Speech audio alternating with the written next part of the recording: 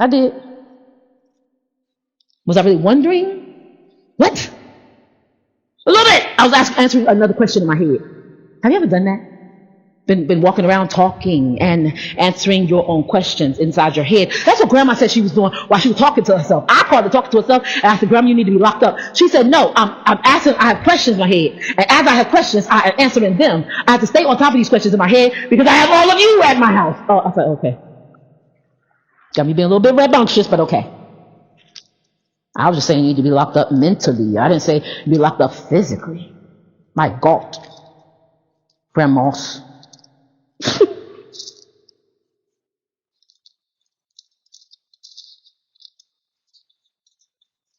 Bread and water,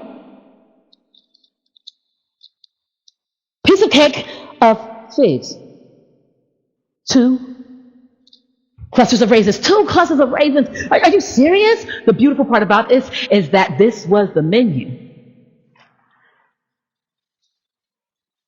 And this was all that was required.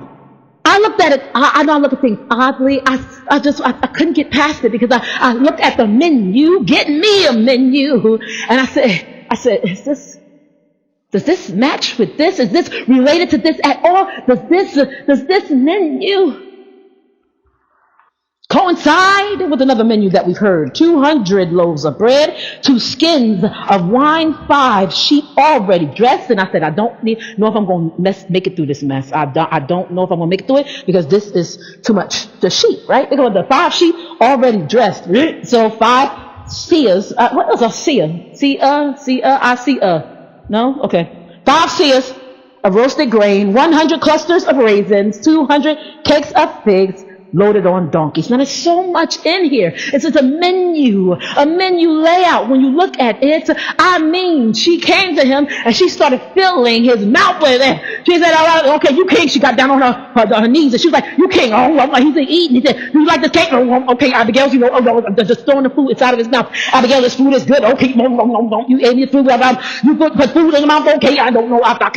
No, this is a good cake. Did you make this from the box? Like, come on. She got some Duncan Abigail's, not Duncan Hines. I said, Abigail was running a restaurant. Abigail was running a restaurant because Nabal refused to do it. So Abigail got up and did it. And then she apologized. And then she apologized. And then she apologized. And then she apologized for her husband. Okay, this is good. This is good food. This is 1 Samuel 25. 1 Samuel 30, we get a different menu. One much harder to understand. This is what she's feeding him with. I mean, she shoved it in his mouth. Okay, I can't breathe. Abigail, okay, that's some good. Did you make those yourself? Did you feed? Did you grow those? Wow, Abigail, you are talented. He couldn't stop eating. Who could? She was shoving the food in his mouth while apologizing. I apologize that my husband is that stupid. I apologize that he didn't give you the food when you asked for it. I apologize.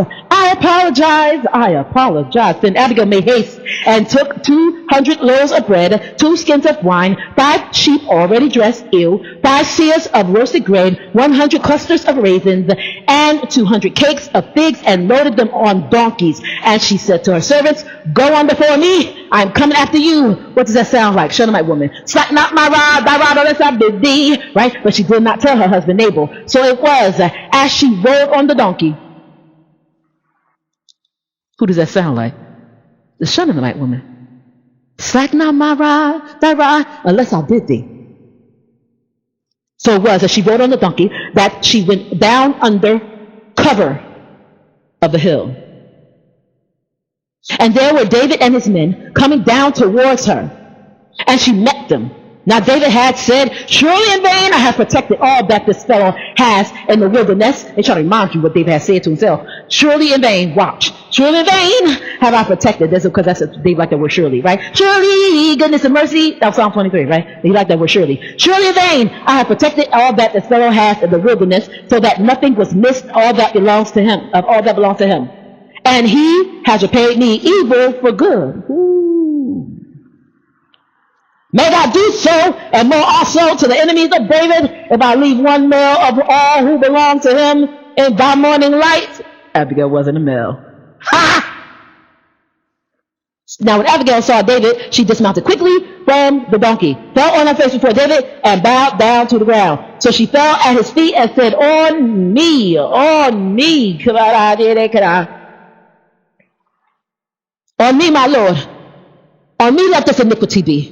And please let your maidservant speak to your ears, and hear the words of your maidservant. Please let not my Lord regard this scoundrel Nabal, for his name is, so is he. Y'all know what Nabal means. Fool!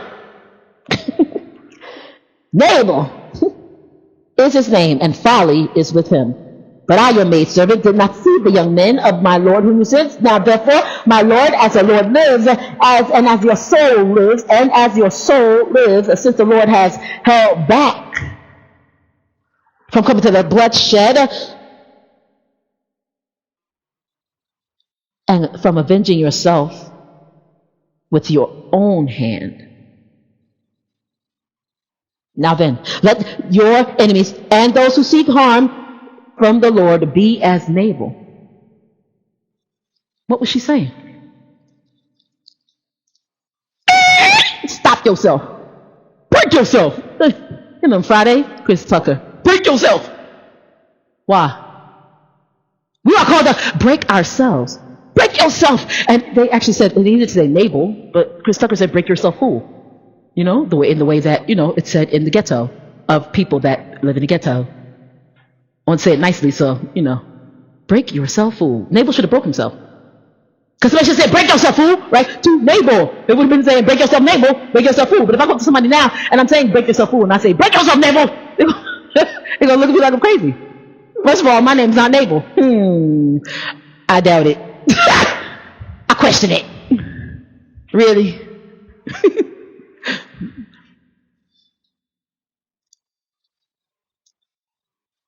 But she said, stop yourself, break yourself. Don't be as my husband, for as he is, folly is with him, right? But Abigail had it hot, right? Because Nabal said no, she went and said yes. Which meant what? All of the production that was going on that campus, right, that they were living on, I mean, they were laid up, right? Because Abigail's had the mind for it. So I took that even into the further story. I was like, okay, so she must have keeping David lit, right? Because she had the ability, right, to run restaurants. Because she jumped off that donkey and she was shoving food in his mouth. Oh yeah, you like this cake? You like this talk? I said I was going to I said I was going to kill y'all. But I promise I the box cake. I saw myself. I see the box. It's a big box in front of her, and it's a big box. It's not box cake like Grandma makes, like Duncan Hines. This is Abigail Hines. So it's a big box, like a shoebox, not shoebox, a big box like you could put a person in. Big box of cake. She was feeding from some cake. He couldn't resist. Why? Because Grandma said the way to a man's heart is through his stomach. Now I think that's very deceptive, Grandma. Sometimes I think she was right. And since I can't cook,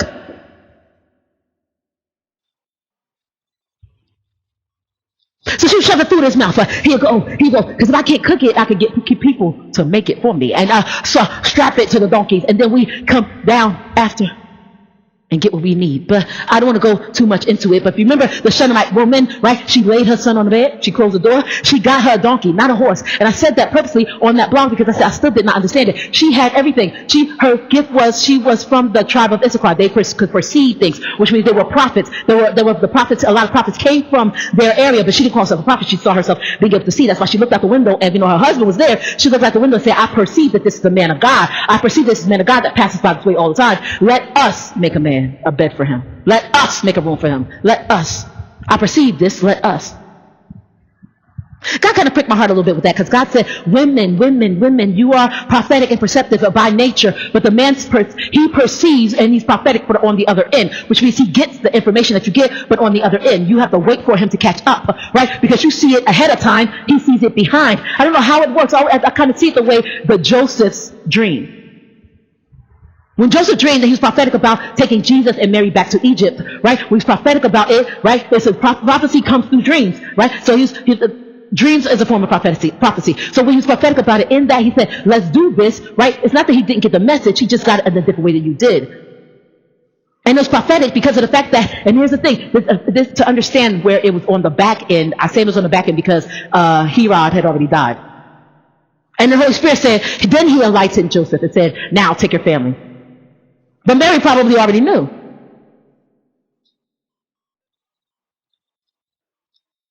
That's the only issue I had with the Shunammite woman, because she did not bring her gift before her husband, right, and say, okay, what should we do? She said, I perceive that this is the man of God that passes before us all of the time. Let us.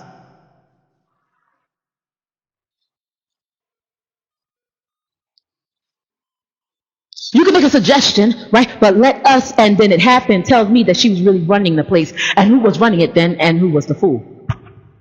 Abigail was running it, right? This is a Shunammite woman. Shunammite woman was running it, and the husband had to be the fool. Because she perceived, and then she said, let us. You don't see and do. You got to pick one job and stick with it. Seers don't doers. Thinkers don't doers.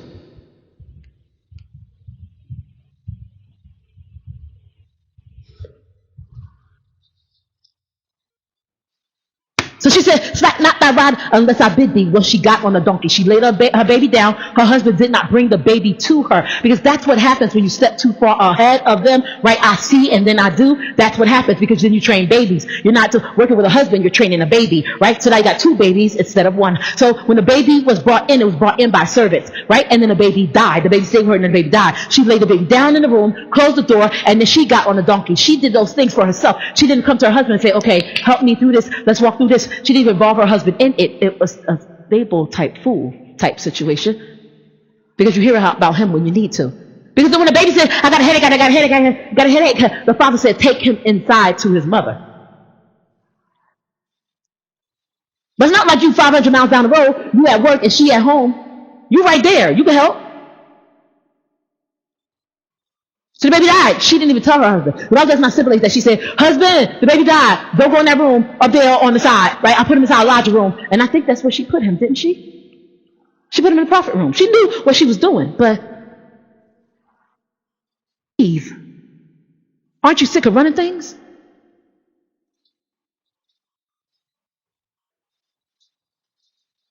God said when you do those things like that, when you run it, when you run the show, when you don't have no respect for your husband, you don't not ask for permission, but you're not asking what they think. You're not asking, you're not giving reverence, you're not respecting. So you got to do it alone. And it's a lonely ride. Not that ride unless I bid thee. Or the ride a donkey. And he don't gallop right. Donkeys don't gallop. You gotta be honest. Donkeys don't gallop. Donkeys don't gallop right. Don't gallop. Even gallop. Like a horse is timed. It's rhythm. A donkey is because he don't know when to let his left foot down. He got hip dysplasia. He don't know when to let his left foot down. He don't know when. He got to go to riding school, galloping school. He get his galloping school degree. I'm just being honest. He don't know how to ride right. Maybe you could have had the horse if you said, and you wouldn't have had to say, slack not I ride unless I bid thee. You could have had the horse. It says almost a 2-day journey to get to Elisha.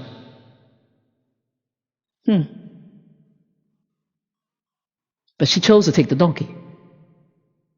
You have to work outside of your situation that you should be inside of, right? You got to ride the donkey. You got to ride the one with the 3 chromosomes. You got to ride.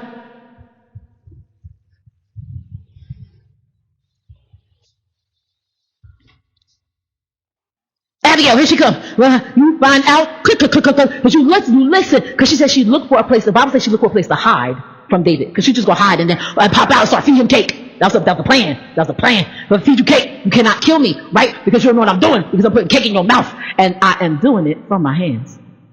That's what's her digging in the box and feeding him cake with her hands. Why? Because he's used to it. They had no fork and no knife. They would have had that at the table, right? When the table was prepared before them in the presence of the enemy, they may have had a fork and a knife, but they didn't have no fork and knife like that. And he was used to getting food like that. He was used to getting food from somebody's hand. Why? Because he was sick.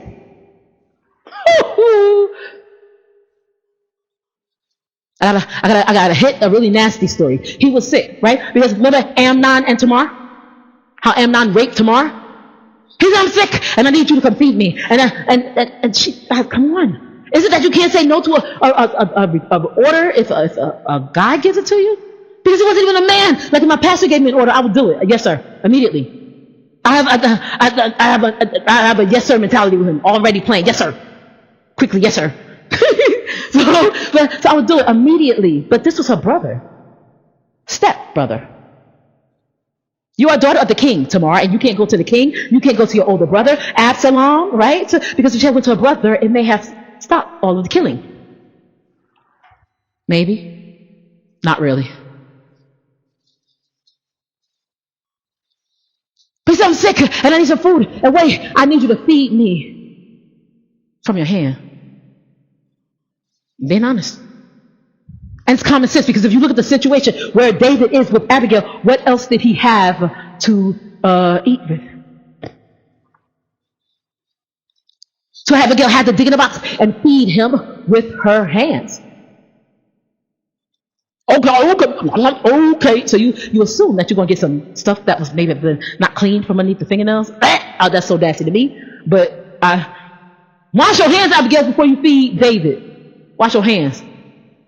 She was hiding, and all of a sudden they came by, and they jumped out and said, surprise! And then she started feeding cake. And then there's a confetti gun, boom! And a confetti cannon, boom! And out of it said, I love you, David, ping, ping, ping, ping, ping! And those fireworks in the air, and then, no. They said, Shazam! Don't kill Nabal. No, but that didn't happen. That didn't happen. She fed him from her hand. All the while, Tamar kept screaming, please don't do this, brother. Please don't do this. And just kept feeding him with her hand. Please don't do this, brother. Please don't do this. I said, the only reason why he was stuck in that position and needed her to do it, and it said that she did it because of the fact that he was sick. So she had to, must have been some law or rule or something, where she had a regulation where she had to go in and feed him. And he said, feed me from your hands. She had to do it as his sister.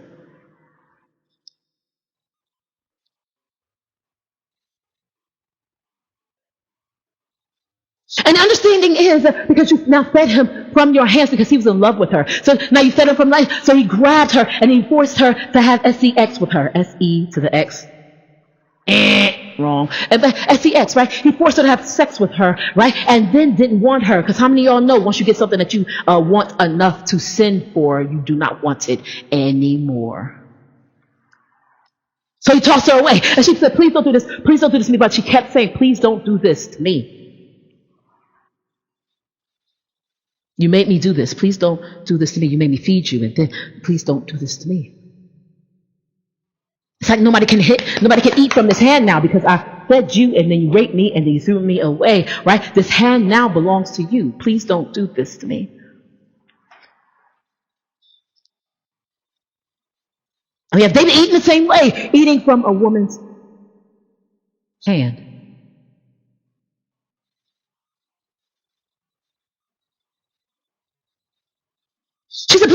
She said, please do not do this to yourself. And for me, it must have been a speech that she had made. I wouldn't say many times, but she has made this speech before because she was used to it. It's not like she shed tears, because if you pay very close attention to it, she prayed for the wrong man. Selah.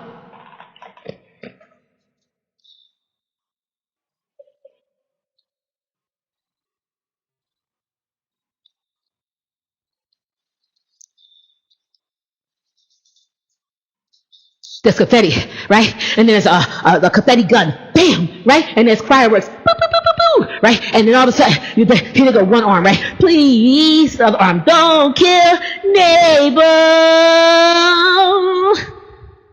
And then Abigail slides in, Nabal. That's not a good name, right? No, Nabal, right? She slides in with Nabal. Because for me, it's always a show tune. So it's a show tune. Today, I'm not even gonna lie, I was planning on doing all my work and then doing some more artwork in front of the TV because I got to finish up that collage, right? Because I set up the part where my pastor is. I set up the part where Pastor David is, and it looks fantastic. And so I'm so excited about it. So I have to fill in more of the holes, more spots in that area. So I'm excited to do it. And I'm filling it in with the 16th Street Baptist girls who died, right? 1963. Because people need to know.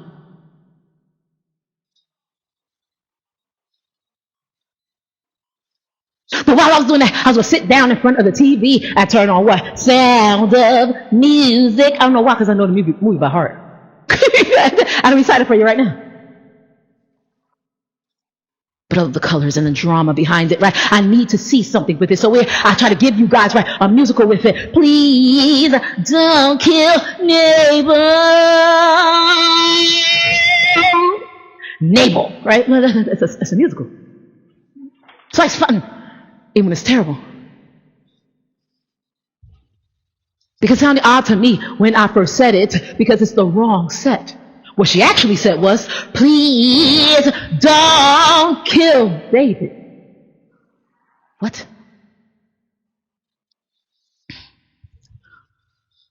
She said, Nabal's stupid. That's his name. He's going to be stupid for the rest of his life. Don't you get your hands messed up by killing him. It's not worth it. If God telling you to do it, he didn't tell you to do it. I didn't think he told you to do it. Don't kill that thing right there.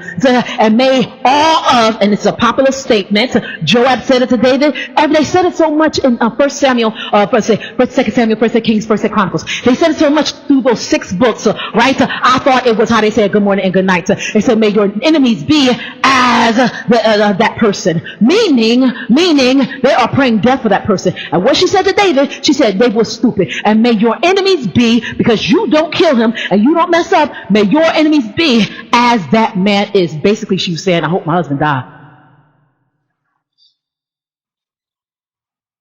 Nobody likes Nabal, right? Nobody likes Nabal. Nobody likes Nabal. Worse than that, nobody likes Enable. I say what I hear. Nobody likes Enable, right? We do it to each other. We enable them. I said, please, nobody enable me, right? And then came my pastor. I'm like, please, somebody enable me. No. Please, somebody enable me. No. He's not that hard. It's actually the stuff that he teaches is pretty, you can understand it if you want to understand it. And so if you want to, in all you're getting and understand, you can get it. But some of us want to be Nabal. And what drives me crazy, I told you guys, I get up in the morning, I pray, and in the last couple of days, I confess, I've missed. And I felt God saying to me this morning, stay in the bed and rest. Because I don't do it. I do not rest. Even when I'm sick, I do not rest. And I definitely don't rest during the day. And yesterday, like every other day, ended up in tears. Because I feel like if I get irritated in any way when I'm sick, if I get irritated in any way, my blood goes crazy. And I feel these stabbing pins and punching all over my body. And so I have my hand in my pocket, even though it's hot in there. I got my hand in my pocket, right? You see me with my hands in my pocket. Beware. Because I have my hand in my pocket, right? Because it hurts so bad because I feel like I'm being smashed with hammers all over it. So the thing is, right? I did not pray this morning. I felt like God said in my spirit, please, Jamie, rest. So I laid there and I rested until 8 o'clock this morning. And y'all know it's a long rest for me because I normally get up when I see not the sunshine, because I'm not between 2 brick walls, but I don't see the sunshine. But when I see the clouds bouncing back and forth between the buildings, between the brick, oh, it's time to get up, you know.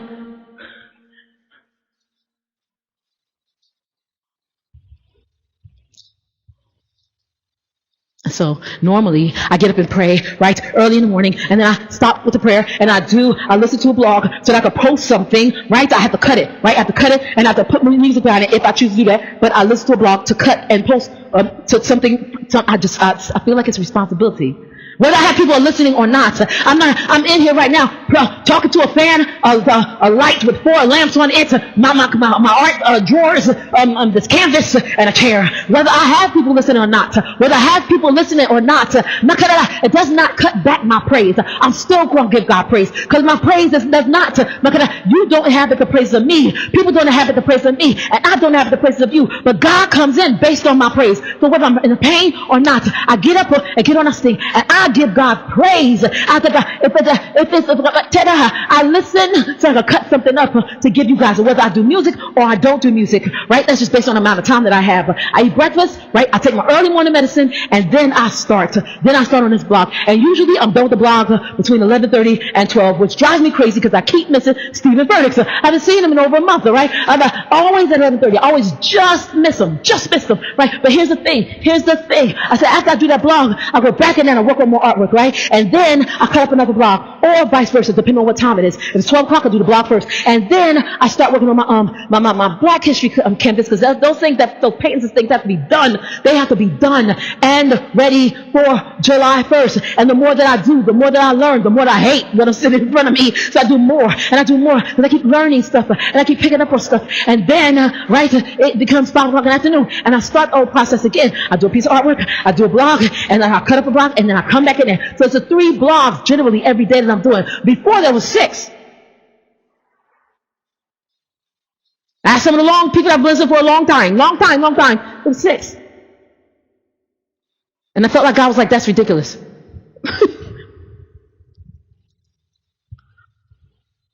I'm spending my time with him. So much so that I don't know how to give him more. Because in between there, I'm doing the homework for my pastor, right? I don't know how to give you more, God. And I still don't like who I am. So how do we handle this? Forget the women that were riding on the donkey, because I see Abigail dressed in white and yellow, right? So she's very pretty. This is Abigail thing, white and yellow, because she's like the sunshine, right? You are the sunshine. You brought the sunshine in my life. Just ask the Clarksons about that, right? So, but she was the sunshine, right? But then, that's Abidi, the Shunammite woman. I always see her in purple and black. I don't know why. Everything gotta have color to me. If I don't see the colors, I don't have to know the person's name, but if I see the colors, I will know. Oh yeah, that's the Shunammite woman. No, it's not. That's Mufasa from down the street. But everything got color to me. You know, when I see Jamie, I think Jamie, I think donkey. That's why I get so much fun talking about her. The donkey. Because she can't march, she can't gallop right. I'm always tripping over my feet all the time, and there's nothing ever there. It's embarrassing. Me and the donkey. Except the donkey got hip dysplasia. I don't know where that came from.